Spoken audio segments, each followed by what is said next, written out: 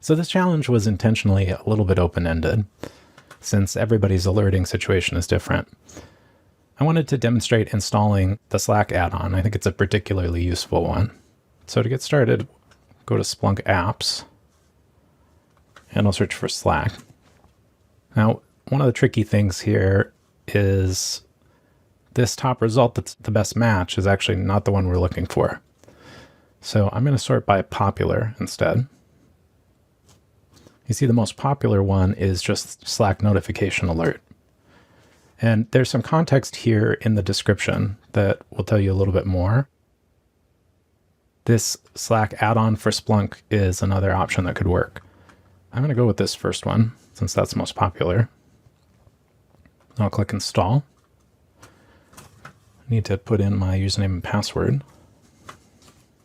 Now that this add-on is installed, a few options here. So if I click open the app, it says it hasn't been configured yet. This is one of the tricky things that I've discovered with this particular add-on. If I go to the app setup page, it actually has a bug and gives me an error. So I need to go back to the Splunk homepage and instead go to the gear icon here next to apps. And I'll search for Slack. And here's our add-on. So now you can go to setup from actions here. And this is the page that we should have gotten to in the first place. There's some documentation here that explains how to do this, but actually it's fairly straightforward. So the first thing we need to do is copy these OAuth scopes. This is to set up the app with an app manifest. So we'll click copy. And then there's the link here to getting this OAuth token. So I'll say open that in a new tab. So now this has taken me over to slack.com, api.slack.com. And I've set up a free account already on Slack. So I just want to create an app. And here I have the choice of doing it from scratch or using an app manifest. And that's what we just copied. So let's do the app manifest. I'll select my workspace, click next. Then I'll replace this example manifest with the one we just copied. Click next. And then create. And then we need to install our app. And Slack is really helpful here. It gives us a pop-up even to remind us to do this. So we click install to workspace. And we need to tell Slack that we want to allow this Splunk Alerts app to have permission to work in our workspace. So we'll say allow. And then the one next thing we need to do that is a little tricky is we need to go to OAuths and permissions over here on the left. And this is the OAuth token. So we'll say copy. And you can see over here, it asks for Slack app OAuth token. So we can just paste that in here. Yeah, the defaults should be okay. So we can just click save. Now I can go over to my Slack workspace and my Splunk app has now been added. Let me add a new channel here and I'll call this one alerts. I'll click create.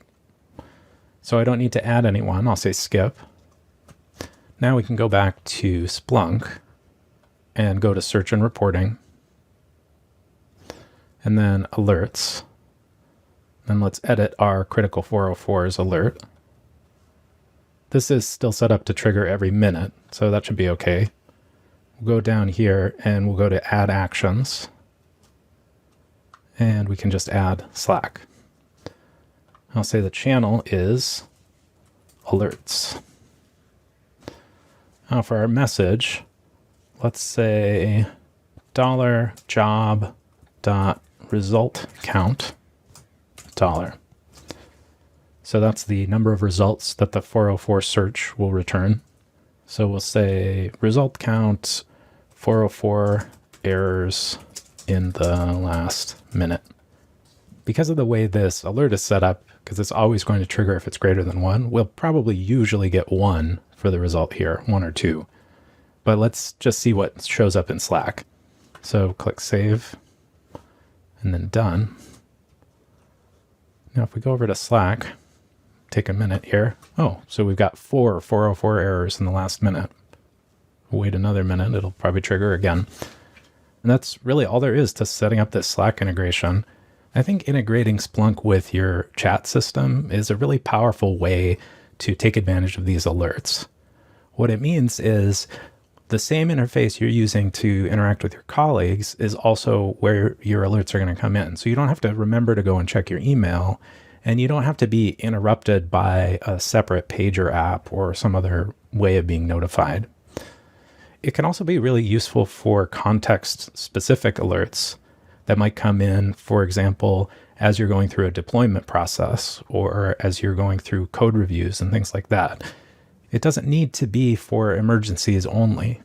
You could even have a special channel for certain kinds of business-related reports. So you could have an alert when there was a really big sale for a high-value customer, and it could say the name of the salesperson that closed the deal. Because Splunk Search is the basis for reports and alerts, there's really no limit to what you can do with this.